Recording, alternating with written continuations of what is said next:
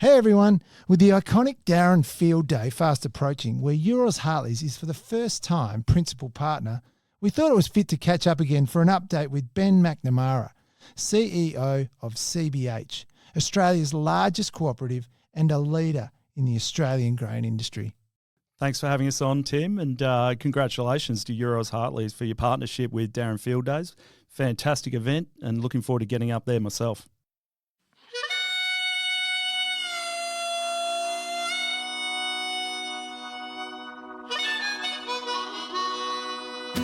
Welcome to Euroz Hartleys Finding the Front, where we get to know the people who front some of Western Australia's leading companies, providing you with real insights into the way they think and approach things, both in business and in life. So get the volume adjusted in your car or your headphones sorted and settle in for a great story. Here's your host, Tim Banfield. Welcome everyone to a brand new episode of Euroz Hartleys Finding the Front. This episode, in light of the Dowerin Machinery Field Days fast approaching, where Euroz Hartleys is the principal partner, we thought it was a great idea to catch up with Ben Macnamara, CEO of CBH, for an update. For those of you not familiar, the CBH Group is Australia's largest cooperative and a leader in the Australian grain industry, with operations extending along the value chain from fertiliser to grain storage, handling, transport, marketing and processing. CBH was established way back in 1933. Today, it has around 3,500 grower members and is the only major participant in the Australian grain industry owned by growers. They have more than 100 grain receival sites across Western Australia, 4 ports, their own rail fleet, a fertiliser business and investments in end processing, creating a fully integrated supply chain able to generate value for their grower members along every step. CBH's storage and handling system currently receives and exports around 90% of the Western Australian grain harvest and is regarded as one of the best in the world. So, without further ado, it is a real privilege to have him back on the show.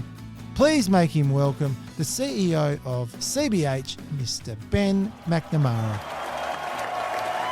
Benny, welcome back to Euroz Hartleys Finding the Front. It's really great to have you back on the show again. It's great to be with you, Banners. Good on you. Look, when we last caught up, it was actually back in January 2022. You were actually episode 6 of Finding the Front.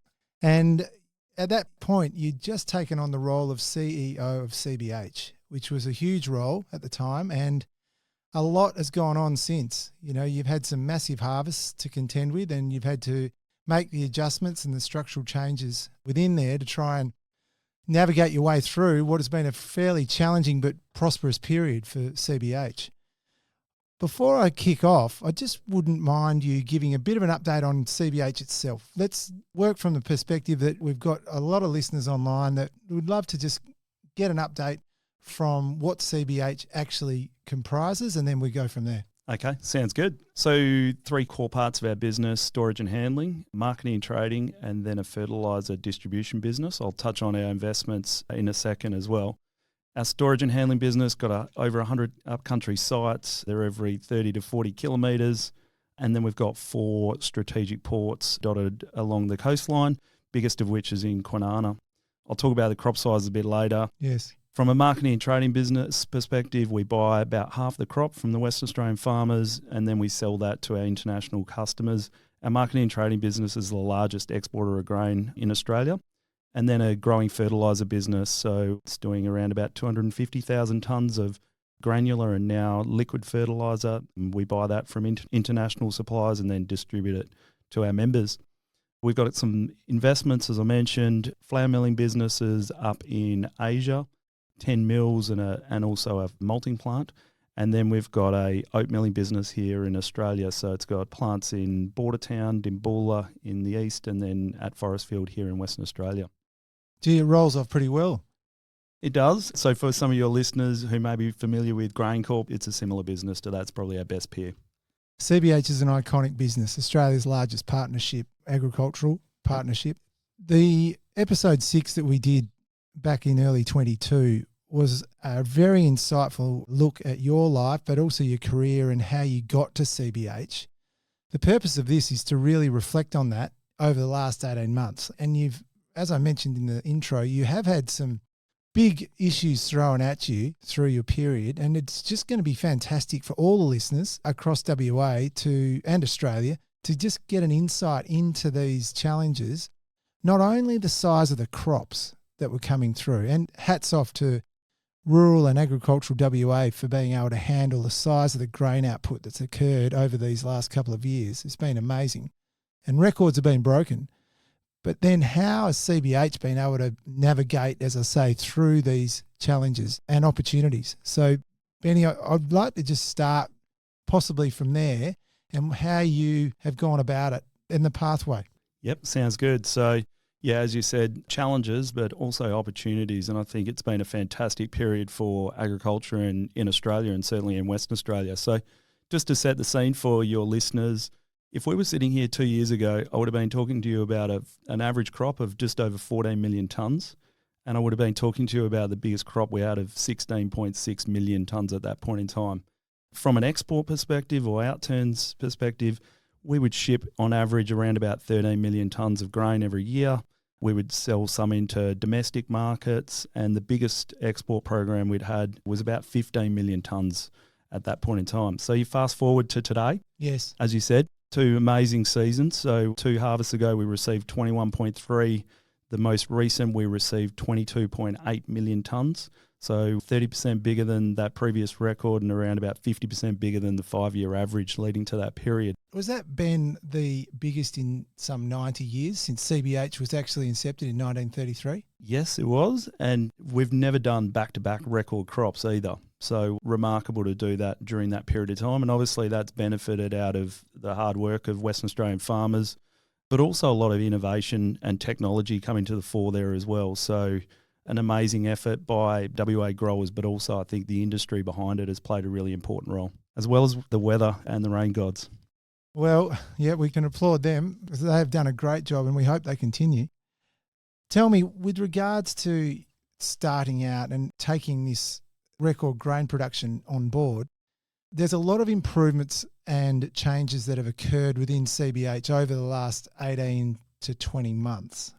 Let's go through them in terms of how that has benefited the grower and the opportunity set that it's created for CBH in terms of its output. Yeah. So maybe to talk a little bit about that, I'll link it back to our strategy. And I think, yes, these plans are creating value for WA growers, but I think we're in an interesting period, and I'll touch on more on that later.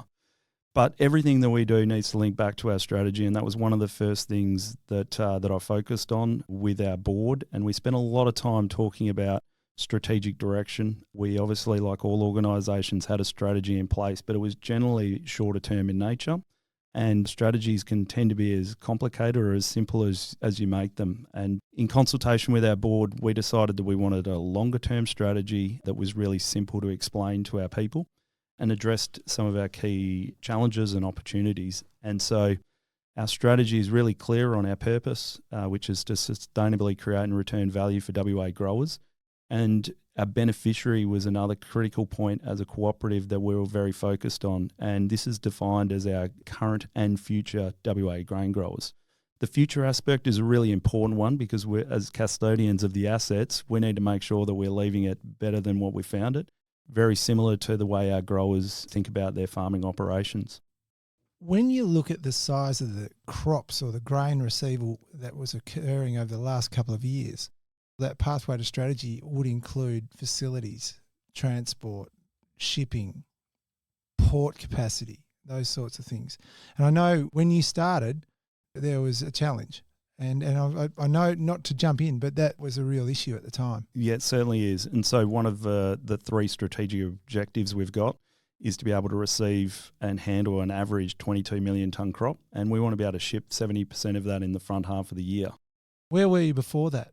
So our average, as I mentioned earlier, roughly 14. Today it's 17. We've set that longer term target of 22 million tonnes by 2033. So that's a decade away, the centenary of the co-op, and that sort of longevity aspect that we're contemplating. And then the next piece that we're really focused on is not just receiving the crop, but actually being able to outturn. So the numbers that I rattled off before, the receivables that we've had into the system far exceeded our historical shipping capacity. So historically, we would talk about shipping of around about 1.6 million tonnes of grain per month out of the 4 ports in total. And this strategy targets 3 million tonnes by 2033. Broken it down into some horizons through that period, our first is targeted 2 million tonnes, the second is 2.5 and 3 by 33. This year, we have exceeded that target once, and generally in the front half of the year, we've shipped about 1.8, 1.9 million tonnes, which is an amazing effort. Each and every month was a record. Wow. So when you have to cater for that amount, I mean, these records, tell us a little bit about what goes in behind the scenes. Clearly, there's a lot of people working a lot of hours and the infrastructure has to stack up.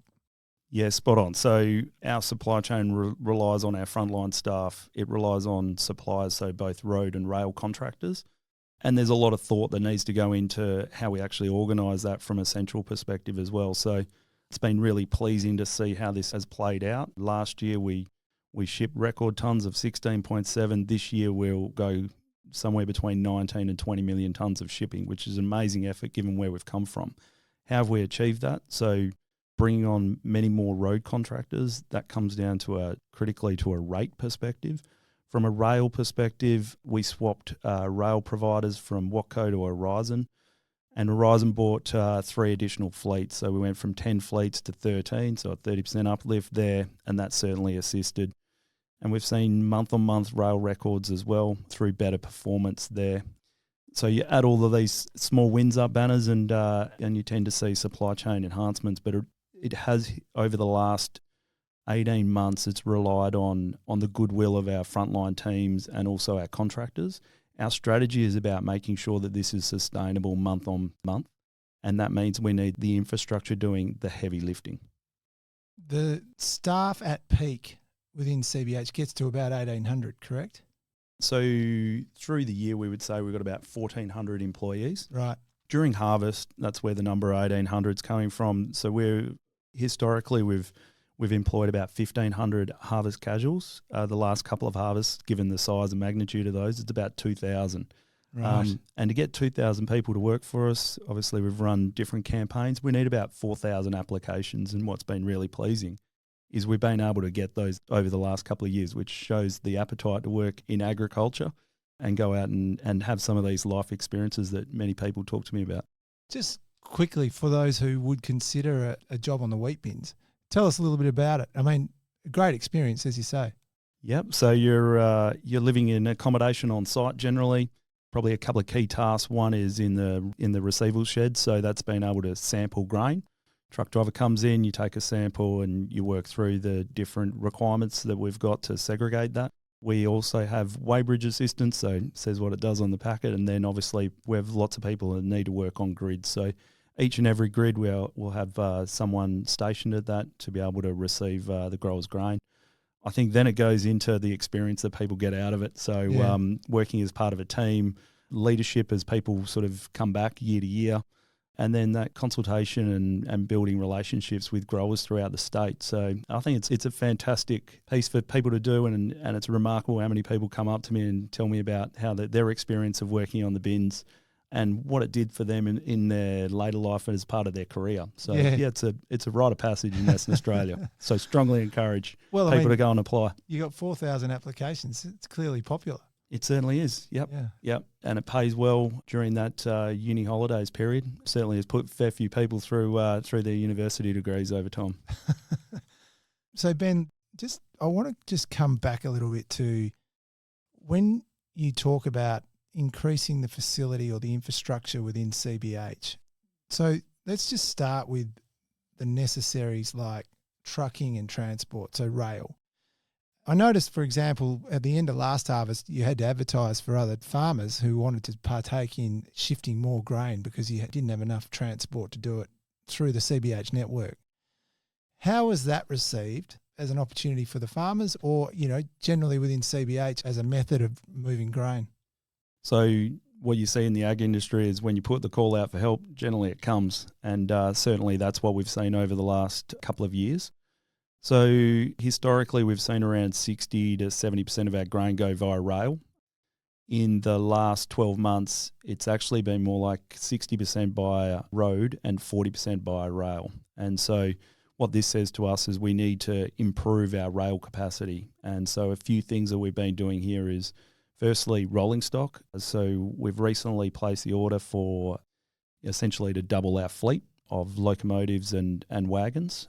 The other piece that we've been working on for a number of years is also enhancing the railway lines, the efficiency of the railway lines. So this is rail siding, so lengthening those and improving our ability to load rail. So pleasingly, through consultation with our state and federal government, we received $200 million as part of what's called the ASCII package of funding. This is the first package.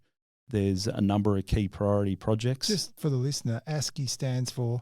Agricultural Supply Chain Initiative. Yeah. So yeah, 160 odd million from the federal government, 40 from our state government here. And the first project is out at Brookton. We're working our way through a project down in Broome Hill. Others to follow will be in Mora, Cranbrook, Goring, Dowerin, and the list goes on. The Brookton one's just recently completed. The Brookton one's just completed from a rail perspective, and then we'll have some loading infrastructure going up there in due course as well. So this increase in the rail infrastructure and capacity is part of that pathway 2033. That's right. So everything we do links back to our Path to 33 strategy. And so the additional rolling stock closes the gap between what we're doing currently at that sort of 1.6 million tonnes sustainably to the 3 million tonne target that we've set. And then the rail projects close the gap as well. So critical area of focus. So it's really what we're focused on at the moment is getting grain from our upcountry sites to our ports more efficiently. And then as we move into the third horizon, that's when our bottlenecks will move to our ports. Okay. For example, during this 18 months that you've been in charge, CBH entered into agreements to buy 17 narrow gauge locomotives. That's a lot of trains. That is, yeah. So who goes out and prices up the trains? So we've run a process for around about 12 months. Right. So 17 narrow gauge and another 7 standard gauge, along with 650 wagons, which are coming from China. That task is a lot harder than what it says on the label. And the reason why is here in Western Australia, we have narrow gauge and standard gauge, just the width of the lines. But we also... Is a typical wheat belt railway line narrow gauge or standard gauge? So the line that runs from basically from Midland to Kalgoorlie is standard gauge. The remainder of the lines are narrow gauge. Right, okay. There's some exceptions to that. The next complexity is the narrow gauge actually has different axle limits imposed on the network. So we have 16 tonne, 19 tonne, 21 tonne axle limits. And so one of the big challenges we faced with the locomotives was actually finding a loco which was light enough to run on our tracks. We eventually found a supplier which is supplying locomotives all around the world, but in the US, which is where I've been recently. So they're due for arrival imminently, aren't they? So they'll come over the next couple of years. It's a bit like ordering a Land Cruiser at the moment. Right. So they'll phase over the next couple of years, along with the wagons as well. So, with supply chains the way they are, things are taking a little longer. It's interesting in the US, one of the providers that we've got manufacturing these for us, around 70 to 75% of their manufacturing is focused on Australia at the moment. And this probably highlights some of the supply chain investment that's happening throughout Australia. So Ben, when we talk about trucking versus rail, 60% truck, 40% rail, but you envisage by 2033, where will that percentage sit? Yeah, we want 60 to 70% of our movement to occur on rail. Okay. 1, it's more efficient. 2, it's got a more sustainable outcome from both an emissions perspective, but also the impact on some of our communities as well. So, yeah, we want to see a lot more freight taking place on rail than what we're seeing today. Do you envisage the expenditure on new trains to expand as well? I think as we move towards the back end of our strategy period, yeah, we'll probably see an additional investment in rail infrastructure. That also contemplates our existing fleet, which is now 13 or 14 years old, so we'll have a replenishment profile there as well. Yes, okay. So that's the rail side, and we've talked about trucking. I'd just like to cover off on the port side. So clearly you get this record grain crops and you bring them in. The port's not ready for the same level of grain that you've got to bring through. How have you had to adjust the port capacities and getting it out? So our port capacity is not the bottleneck at this current point in time. Really, it's about getting the grain to our ports. And so that's why the road capacity has been really important over the last 18 months. Rail capacity, rail tonnages into our ports has also increased, as I said, due to the 30% increase in the fleet that we've got as well. That would have been a really challenging point, though, at the time when you had all this grain and what were you going to do with it? Did it cause some stress? It certainly caused some stress within the business, but I think also really mindful for the impact on WA grain growers as well. So when you think about 23 odd million tonnes in the system and previous record of 16.7 million tonnes shipped, obviously the perception of carryover creates concern. That obviously then starts to get priced in as almost like an overhang that you would think about from a listed perspective. So lifting the shipping capacity was really important for the value of the Western Australian grain crop.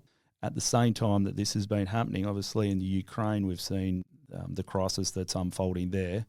Less grain's been shipped out of that part of the world, which has obviously turned the focus of more towards Australia. And so grain prices have increased, and what's been important is being able to pass those prices back onto Western Australian grain growers. Without the shipping capacity, that's very difficult to do. And so we've definitely seen some challenges in that regard this year, which again links back to the strategy around why it's so important to lift our shipping capacity to 3 million tonnes by 2033. Thanks, Benny. That's really interesting. I noticed with regards to shipping, while we're on that topic, that CBH joined the Blue Visby project, which I thought was very interesting around that sustainability and the whole idea that sail fast then wait approach to shipping. And I quote unquote, sail fast then wait. Can you just give us a bit of an insight into the idea of getting involved with the Blue Visby project?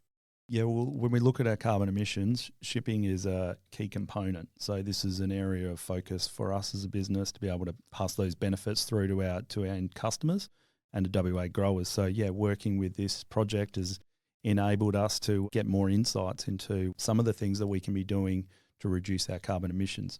And I think, Banners, if I go back a bit here, this forms part of a sustainability plan that we released last year. Again, one of those key foundational aspects that we put in place to be able to structure the business up.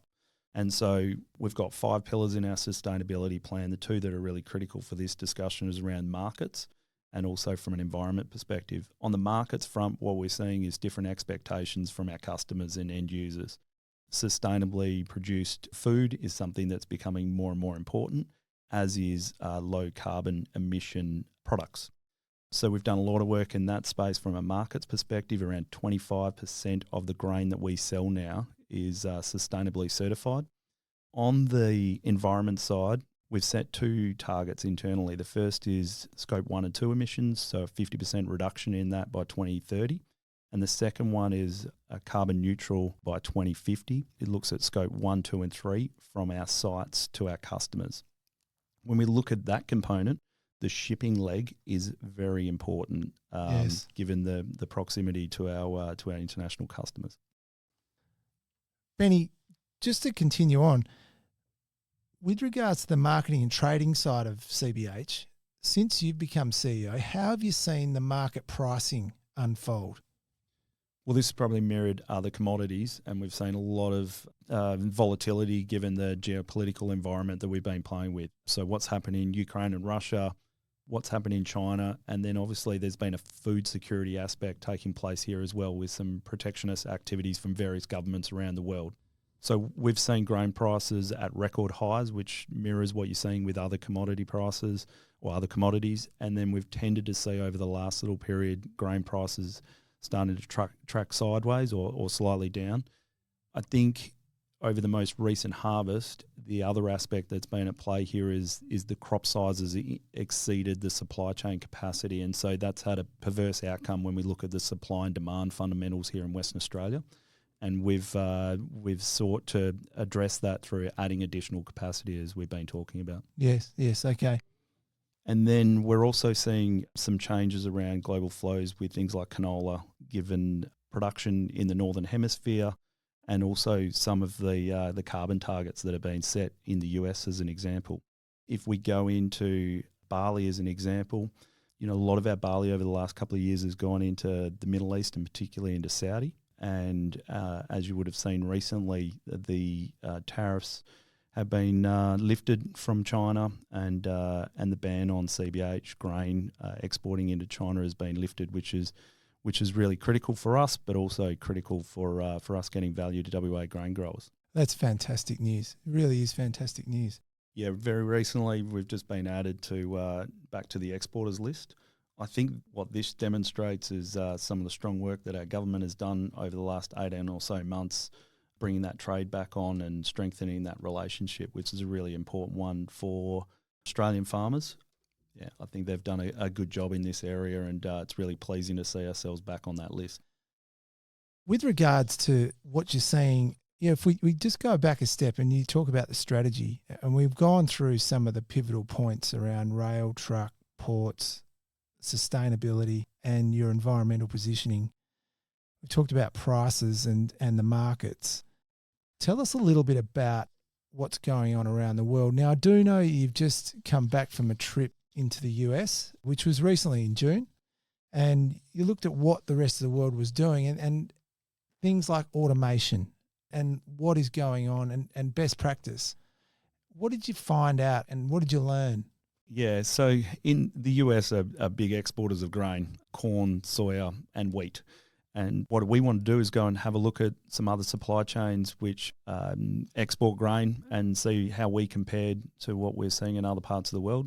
We've got customers that also operate in the US, and we also took the opportunity to go and attend a conference around technology and visit our rail manufacturers over in the US. So it was a great trip. But what was really interesting is going to New Orleans, which is the bottom of the Mississippi. An amazing amount of produce operates up and down the Mississippi. So fertiliser up, grain down, and some of the largest grain terminals in the world are based in New Orleans, and had a good look at some of their infrastructure. As I mentioned, we think that our bottleneck will start to move to our ports, and some of the critical things that we were looking over there at was ship loaders, which become more and more efficient and more necessary for us as we move forward. And what did you see in the terms of automation? Was ship loaders the key point, or are they using automated trucks yet or automated rail? Yeah, so yes, in a rail perspective, the conference that we went and spoke at was really around automation from a trucking perspective. So the mining sector has done a really good job on automating in pits, and as an example. We have a similar requirement. We move grain from bulkheads into a grid for a rail loading position. Today, they were fully manned. We think there's an opportunity to automate those, and we're working with a company here in Western Australia as a presence in the US to do a proof of concept, and we'll be undertaking that later this year. Did you feel like the US were ahead of the game, or that we were positioned quite well? Well, the mining sector is doing an amazing job of adopting automation. Yes. But in the ag sector, I think we do it reasonably well as well. Since the mid-90s, we've had tractors going up and down paddocks in a semi-autonomous fashion. So growers are starting to work through how we make those fully autonomous. And so I think agriculture is a fast adopter of this as well. On that point, in terms of tech and what's going forward, how is the grain being improved? In terms of the quality of the grain and the type of grain being seeded and the technology around the seeding pattern so that the growing is as successful as it can be?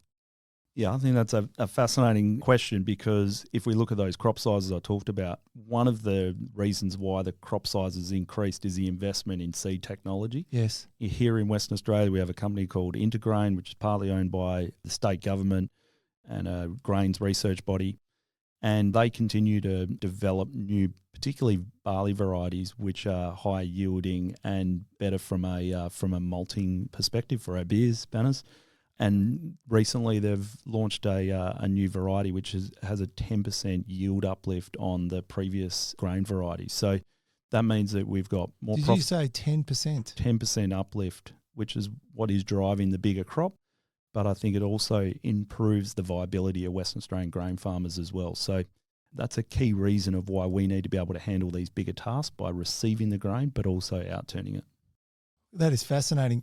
The other leg that we haven't talked about with regards to CBH and what's occurred over the last 18 months, which has been pivotal, has been the opening of the new Kwinana fertiliser facility.